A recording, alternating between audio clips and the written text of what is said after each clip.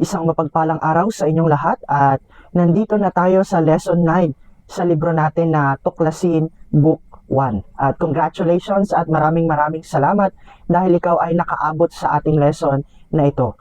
At ang ating lesson ay mayroong pamagat na isang bagong simula.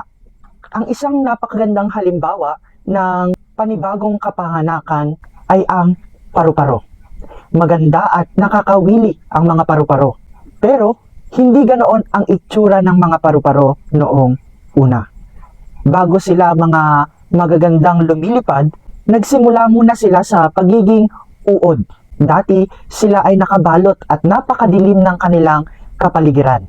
Ngunit mula sa pagiging mababang uri ng uod, sila ay umabot sa punto na kung saan nakalabas na sila sa kanilang madilim na pagkakakulong at nagkaroon na sila ng panibagong buhay na kung saan naging malaya sila, nagkaroon ng pakpak, naging maganda ang kanilang mga itsura, nagkaroon ng panibagong nilalang. Hindi na sila nananatiling uod, kundi sila na ay magandang paro-paro. Ang pagbabago ay ganap at pangkabuuan. Ang bagong nilalang ay walang kahalintulad kaysa sa dati. Katulad ng paru-parong ito ay ang mga tao ay ganoon din sa mga uod noong hindi pa nakakakilala kay Kristo. Ang tao ay nakakulong pa rin doon sa napakadilim na lugar. Ngunit kung ibibigay niya ang kanyang buhay kay Kristo, ay makakalaya siya sa kulungan, sa lugar na mapangit, sa lugar na madilim, at siya din ay magkakaroon ng panibagong buhay. Ganoon ang kapanganakang muli. Mayroong bagong simula. Sa ating mga espiritual na buhay, paano nga ba natin makakamtan ang kapanganakang muli? Kailangan nga ba ng maraming pagbabago para ipanganak na muli? Ang pagiging born again sa ating bansa at sa buong mundo ay halos itinuturing ng mga tao na isang relihiyon. Ngunit ang pagiging born again ay hindi isang relihiyon, kundi ito ay isang katotohanan o isang pangyayari na dapat maranasan ng isang tao. Ganito ang sinabi ni Jesus sa isang tao sa Biblia. Basahin natin ang kanyang kwento. Ito ay matatagpuan natin sa 1:3-1-7. May isang tao na ang pangalan ay Nicodemo. Isa siya sa mga pinuno ng mga Hudyo at kabilang sa grupo ng mga Pariseo. Isang gabi, pumunta siya kay Jesus at sinabi, "Guro, alam namin kayo isang tagapagturong mula sa Diyos sapagkat walang makagagawa ng mga himalang ginagawa ninyo malibang kung sumasa kanya ang Diyos." Sumagot si Jesus, "Sa totoo lang, walang sino mang masasakop sa paghahari ng Diyos kung hindi siya ipanganak muli." Hinto muna tayo doon sa may parte na iyon. Sabi ni Jesus, unless a man is born again, he cannot see the kingdom of God. Unless ang isang tao ay ipanganak na muli, hindi siya makakasama sa kaharian ng Diyos. So nagulantang itong si Nicodemo. At ang kanyang naging tugon at kasagutan o tanong ay ganito. Ituloy natin ang pagbabasa. Nagtanong si Nicodemo, paanong maipapanganak muli ang isang matanda na? Hindi na siya pwedeng bumalik sa tiyan ng kanyang ina upang ipanganak muli. Abay, totoo naman talaga yung nasa isip ni Nicodemo, di ba? Pero ang pagkakamali ni Nicodemo ay tinake na ito bilang isang literal na bagay. Pero sinabi ni Jesus, sa totoo lang, walang sino mang masasakop sa paghahari ng Diyos kung hindi siya ipanganak sa pamagitan ng tubig at Espiritu Santo. Ang ipinanganak sa pamagitan ng tao ay may pisikal na buhay, ngunit ang ipinanganak sa pamagitan ng Espiritu Santo ay may espiritual na buhay. Kaya huwag kang magtaka sa sinabi ko sa iyo na kailangang ipanganak kayong muli. So itong sinasabi ni Jesus ay hindi ito patungkol sa ating mga pisikal na kapanganakan. Kumbaga, nilarawan ni Jesus o ikinumpara niya na katulad ng ating pisikal na kapanganakan ay dapat din daw tayong maipanganak sa ating mga espiritual na buhay. Dapat mayroon din tayong birthday sa ating mga espiritual na buhay. Bakit ba kasi kailangan nating ipanganak na muli sa ating mga espiritual na buhay? Alam mo kasi kaibigan, ang mga tao kasi ay natural na makasalanan. Gaya ng pag-aaral natin ng mga nakaraan, ang lahat ng tao ay makasalanan at walang nakaabot sa kaluwalhatian ng Diyos. Ibig sabihin, ang lahat ng tao ay napailalim sa kapangyarihan ng demonyo o ni Satanas. Kaya nga tignan mo ang tao, kahit hindi mo turuan na magkasala, gumagawa yan ng kasalanan. Ginugusto ng tao ang kasalanan kasi nga tayo ay mga ipinanganak na makasalanan. Tayong mga tao ay nabubuhay doon sa may kadiliman. Katulad ng illustration natin kanina, ang isang paru-paro, hindi naman yan paru-paro agad na may napakagandang simula, na lumilipad, magandang mga pakpak. Pero before, yan ay isang uod na kung saan sila ay nakakulong sa isang madilim na lugar. Ganon din ang mga tao. Tayo ay nakakulong sa isang madilim na lugar at kailangan nating maipanganak na muli o magkaroon tayo ng panibagong simula. Ngayon ang katanungan, paano tayong maipapanganak muli sa espiritu? Kasi ang tao ay patay ang espiritual na buhay ng tao. Ibig sabihin, siya ay malayo sa Diyos, lagi niyang sinusunod ang kasalanan at hindi na ginugusto ang mga espiritual na bagay. Ganoon ang pagiging patay sa espiritu. Kaya nga sinasabi ni Jesus na kailangan nating muling mabuhay o ipanganak na muli sa espiritu nang sa gayon ay makasama tayo sa kaharian ng Diyos. Pero ano nga ba ang kondisyon para tayo ay maipanganak na muli sa espiritu? Basahin natin sa 1:1-12. Ngunit sa lahat ng tumanggap at nanampalataya sa Kanya, binigyan niya sila ng karapatang maging anak ng Diyos. Naging anak nga sila ng Diyos, hindi sa pamamagitan ng pisikal na pagkasilang o dahil sa kagustuhan ng tao, kundi sa kalooban ng Diyos. Nakita mo yon, kaibigan? Ang lahat ng tumanggap at nanampalataya o nagtiwala kay Jesus ay binigyan ng karapatan ng Diyos na kanyang maging anak. So take note, Ibig sabihin, hindi pala lahat ng tao ay anak ng Diyos.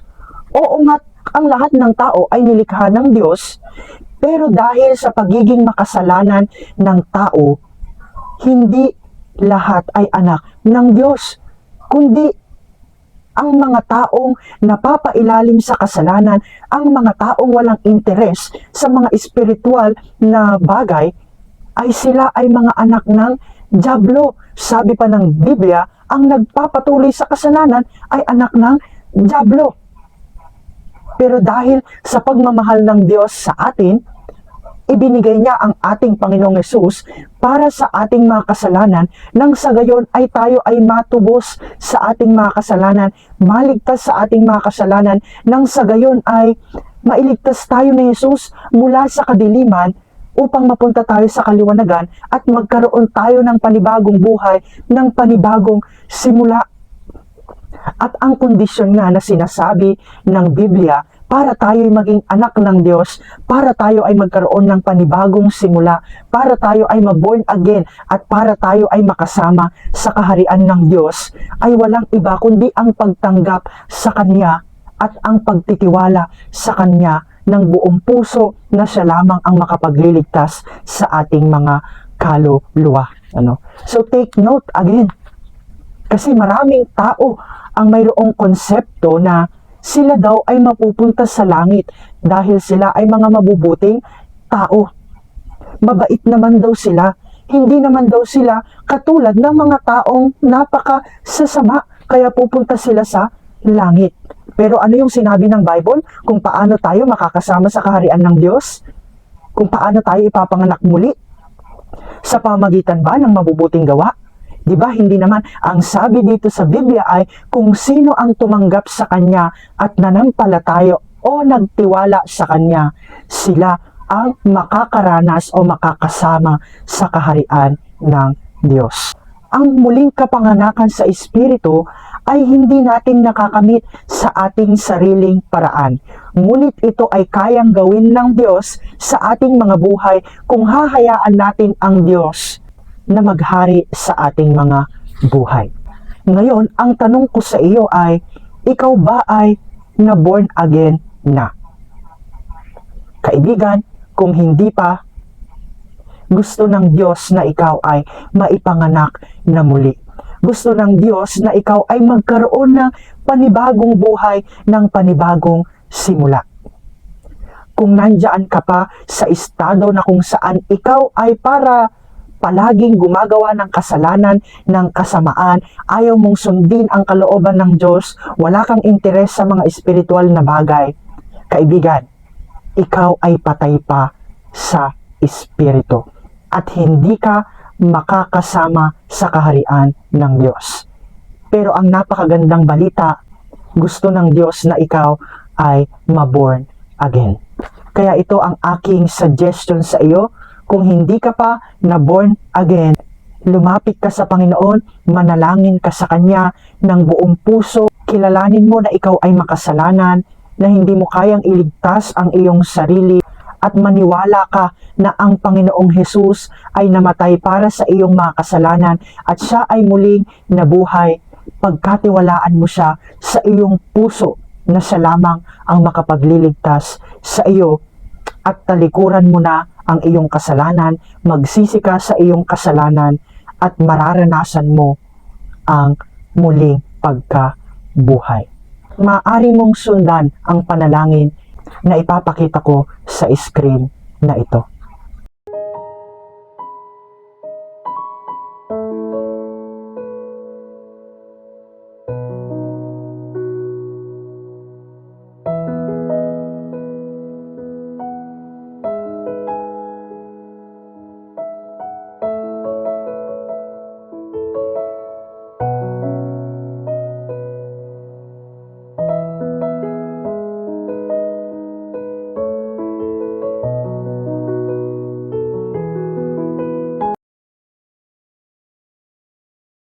Mayroong acronym dito ang libro na binanggit.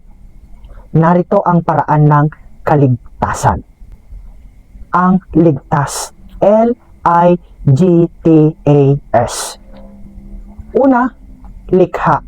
Tayo ay nilikha ng Diyos, nakawangis niya at mahalaga tayo para sa Kanya at gusto ng Diyos na tayo ay makasama niya ng walang hanggan. Pero, mayroong masamang balita, letter I, itinaboy. Noong nagkasala si Adan at Eva, kung iyong natatandaan, hindi ba't sila ay pinaalis sa Garden of Eden dahil sa kanilang kasalanan? Ganon din tayong mga tao, tayo ay itinaboy, napalayo tayo sa Diyos dahil sa ating mga kasalanan. Pero, letter G, gawa na, ibig sabihin, wala na tayong kailangang gawin, isakripisyo, pagbayaran para sa ating mga kasalanan dahil iyon ay nagawa na ng ating Panginoong Hesus. Ang kailangan na lang nating gawin ay, letter T, tanggapin. Gaya ng paliwanag natin kanina, kailangan mong tanggapin si Hesus sa iyong buhay. At letter A, alisin. Tumalikod at alisin na ang paghahari ng kasalanan sa iyong buhay. At letter S, sumunod. Dahil tinanggap mo na ang Panginoon bilang iyong Panginoon at sariling tagapagligtas, ay ikaw ay dapat sumunod kay Jesus.